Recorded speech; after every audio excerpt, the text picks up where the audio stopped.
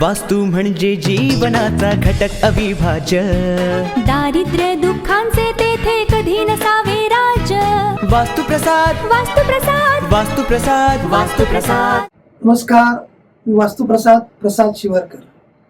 माझे वास्तुशास्त्रातील अनुभव या एपिसोडमध्ये आपले स्वागत आहे. वास्तुशास्त्राच्या माध्यमातून मी नेहमीच वेगवेगळ्या प्रकारच्या वास्तूला व्हिजिट करत असतो आणि त्यातून जे काही अनुभव येतात त्यातलाच एक अनुभव आज आपल्यासमोर मांडणार आहे.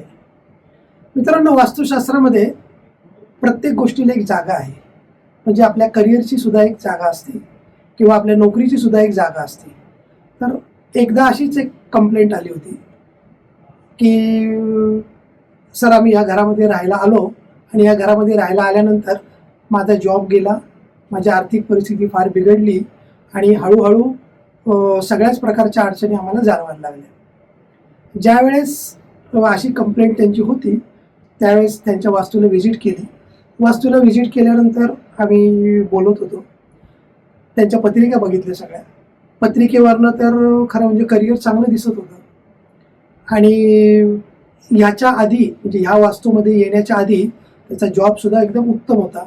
ह्या वास्तूमध्ये येऊन त्यांना नुकतेच 6 महिने झाले होते.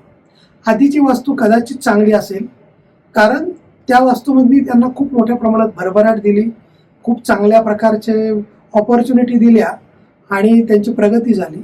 आणि प्रगती झाल्यावरती त्यांनी हा नवीन फ्लॅट घेतला, मोठा फ्लॅट घेतला आणि फ्लॅटमध्ये शिफ्ट झाले. फ्लॅटमध्ये शिफ्ट झाल्यावर साधारण एक 3 महिन्यातच त्यांना कुठेतरी जॉबमध्ये अडचणी वाटायला लागल्या.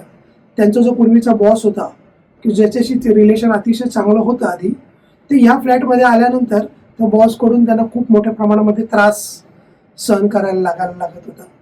आणि जसे जसे पुढे 1 महिना गेला त्यानंतर त्यांना असं सांगण्यात आलं की तुमचं परफॉर्मन्स काही बरोबर नाही आहे आणि 1 महिन्याची नोटीस देऊन त्यांना कामावरनं काढून टाकण्यात आलं होतं. तर खूप मोठ्या प्रमाणामध्ये फ्रस्ट्रेशनमध्ये ते पूर्ण कुटुंब होतं. आणि ज्यावेळेस मी त्यांच्याशी चर्चा करत होतो तर त्यांचे पण काही पॉईंट्स होते, काही आर्ग्युमेंट्स होत्या. तर त्यातला पहिला मुद्दा त्यांचा होता की सर, मी या घरात राहायला आल्यापासून माझा पूर्ण डाऊन ट्रेंड सुरू झाला आहे, परंतु माझ्याबरोबर माझ्या वरचे जे आहेत ते सुद्धा त्याच वेळेस या घरात राहायला आले आणि तो जो माणूस आहे तो माणूस माझ्याच पोस्टचा फक्त दुसऱ्या कंपनीमध्ये जॉब करायला आहे, परंतु त्याचं तर मात्र एकदम चांगलं चाललं आहे. त्याचं घर आणि माझं घर तर वास्तुशास्त्राप्रमाणे सेमच आहे. मग मी इथं आल्यानंतर मला का बरं त्रास सुरू झाला आणि माझा एवढा प्रॉब्लेम का बरं सुरू झाला. तर त्यांचा प्रश्नसुद्धा एकदम व्हॅलिड होता की जर वास्तुशास्त्राचेच फक्त नियम आपण बघणार असू तर ते नियम जे खालच्या फ्लॅटला आहेत तेच नियम वरच्या फ्लॅटला लागू होतात. मग एकच जर लाईनमधले जर फ्लॅट आहेत तर सगळ्याच गोष्टी सारख्या आल्या.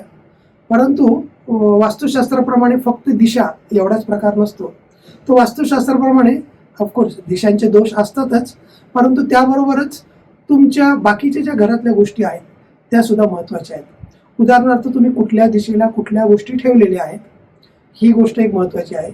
यांचा जो फ्लॅट होता यांचा फ्लॅट होता वायव्य दिशेचा. तर वायव्य दिशेचा फ्लॅट म्हटल्यावरती त्याच्यामध्ये 3 BHKचा हा फ्लॅट होता आणि साऊथ वेस्टला जी बेडरूम होती ती बेडरूम खरं यांनी वापरायला पाहिजे होती, पण त्यांनी ती न घेता त्यांनी जी बिल्डरने दिली होती नॉर्थ ईस्टला मास्टर बेडरूम दिली होती ती बेडरूम हे वापरत होते. तर त्यांना मी म्हटलं की तुमचा जो वरचा माणूस आहे तो कुठल्या बेडरूममध्ये झोपतो बघा पाहू. नाही, ते कपल कुठल्या बेडरूममध्ये झोपतं तर ते बरोबर साऊथ वेस्टच्या बेडरूममध्ये झोपत होते. म्हणजे काय झालं की एकच फ्लॅट सारख्याच पद्धतीचे जरी असतील तरी सुद्धा तुमची आतली जी अरेंजमेंट आहे त्यावर देखील वास्तुशास्त्राचे नियम किंवा परिणाम अवलंबून असतात. दुसरी गोष्ट होती की यांची जी मास्टर बेडरूम होती नॉर्थ ईस्टला ईशान्येला त्याच्यामध्ये खूप मोठ्या प्रमाणामध्ये रेड कलर वापरला होता की जो रेड कलर अँटी कलर आपण धरला जातो. त्यामुळे काय झालं होतं की तिथे निगेटिव्ह एनर्जी खूप मोठ्या प्रमाणात तयार होऊन त्याचा फटका थोडासा त्यांच्या वास्तुशास्त्रानुसार करिअरला बसला होता. तिसरी गोष्ट असं होतं की त्या वास्तूमध्येच मुळात उत्तर दिशा जी आहे ना ती बिघडली होती. उत्तर दिशा ही आपल्या करिअरची दिशा, उत्तर दिशा ही आपल्या पैशाची दिशा, उत्तर दिशा ही आपल्या नोकरीची दिशा असते. तर उत्तर दिशेला जर काही दोष आला तिथे उत्तर दिशेलाच प्रॉपर टॉयलेट बाथरूम आले होते आणि जास्तीत जास्त वापर हे ते उत्तर दिशेच्या टॉयलेटचाच करत होते. आणि वरच्या फ्लॅटचं जर आम्ही ज्यावेळेस कम्पॅरिझन केलं त्यावेळेस उत्तर दिशेचं जे टॉयलेट होतं त्या वरच्या माणसाने उत्तर दिशेचा टॉयलेट जे ते बंद करून ठेवलं होतं, त्याला स्टोर रूम सारखं केलं होतं आणि तो ते वापरत नव्हता. म्हणजे हा सुद्धा एक छोटासा डिफरन्स जो आम्हाला तिथल्या तिथे दिसला. तिसरी गोष्ट असते की तुमच्या पत्रिकेमध्ये वास्तुशास्त्राचे कुठले दोष आलेले आहेत हे सुद्धा तुमच्या परिणामांना अवलंबून असतं. उदाहरणार्थ तुमच्या पत्रिकेमध्ये उत्तर दिशेचा जर वास्तूचा दोष आलेला असेल आणि तुमच्या घरामध्ये देखील उत्तर दिशेला दोष आलेला असेल तर तो परिणाम डबल होतो. यांच्या बाबतीत नेमकं तेच झालं होतं. यांच्या पत्रिकेप्रमाणे उत्तर दिशा ही पूर्णपणे बिघडलेली होती आणि यांच्या घरामध्ये देखील उत्तर दिशा पूर्णपणे बिघडलेली होती. त्याचा हा कंबाईंड इफेक्ट त्यांना तिथं दिसत होता. हे ज्यावेळेस मी त्यांना समजून सांगितलं त्यावेळेस मग त्यांना ते पटलं खरं म्हणजे. आणि मग नंतर वास्तूचे काही बऱ्याच प्रकारचे जे काही दोष होते त्या दोषांवरती आम्ही चांगल्या प्रकारची ट्रीटमेंट केली. पत्रिकेप्रमाणे जे काही त्यांचे उत्तर दिशेचे दोषचे उपाय होते, मंत्र जे होते किंवा बऱ्याच काही पत्रिकेप्रमाणे उपाययोजना असतात त्या त्यांना दिल्या. वास्तूमधले कलर कॉम्बिनेशन चुकीचे होते ते बदली करायला लावले. वास्तूमध्ये वेट बॅलन्सिंग असतं ते ज्या दिशेला वजन जास्त पाहिजे तिथे कमी वजन झालं होतं, ज्या दिशेला वजन कमी पाहिजे तिथे जास्त झालं होतं, ते आम्ही सगळं ॲडजस्ट केलं. त्यांची झोपण्याची जागा बदलली. अशा प्रकारे त्या सेम वास्तूला काही गोष्टी नॅचरली चेंज करून आणि काही गोष्टींची ट्रीटमेंट करून आम्ही ती वास्तू बऱ्यापैकी पॉझिटिव्ह केली. आणि ते केल्यानंतरच एक महिन्याभरातच त्यांना एका आधीच्या कंपनीपेक्षाही चांगल्या कंपनीचा आणि चांगल्या सॅलरीचा कॉल येऊन तिथे नोकरीसुद्धा लागली.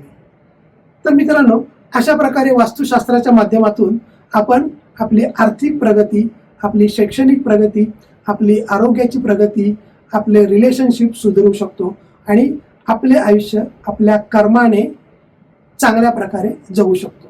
वास्तुशास्त्राचा हाच तर मुख्य उद्देश आहे की तुम्ही तुमच्या कर्माने तुमचं भाग्य वाढवू शकतात किंवा तुमचा लक फॅक्टर वाढवू शकतात आणि स्वतःचं एक हॅपी आयुष्य जगू शकतात. धन्यवाद. डॉक्टर प्रसाद शिवरकरांचे वास्तुप्रसाद वास्तुशास्त्र मार्गदर्शन. वास्तू हेल्पलाईन 9921192775. वास्तुप्रसाद. वास्तू म्हणजे जीवनाचा घटक अविभाज्य. दारिद्र्य दुःखांचे तेथे कधी नसावे राज्य. आयुष्याच्या प्रश्नांना देऊया प्रतिसाद. वास्तू देवतेला घालूया आर्त आपण साथ. वास्तुप्रसाद. वास्तुप्रसाद. वास्तुप्रसाद. वास्तुप्रसाद. नको तोडफोडीचा त्रास अकारण. शास्त्रोक्त रीतीने समस्या निवारण. वास्तु ज्योतिष अंकशास्त्राचा साधुनिया संगम. शांती समृद्धीचा मार्ग शोधू उत्तम. असंख्य परिवारांचा ज्यांच्यावर विश्वास. यश आनंद सुखांचा लाभण्या प्रसाद. चला आजमावूया वास्तुप्रसाद. वास्तुप्रसाद. वास्तुप्रसाद. वास्तुप्रसाद. डॉक्टर प्रसाद शिवरकरांचे वास्तुप्रसाद वास्तुशास्त्र मार्गदर्शन. वास्तू हेल्पलाईन 9921192775. वास्तुप्रसाद.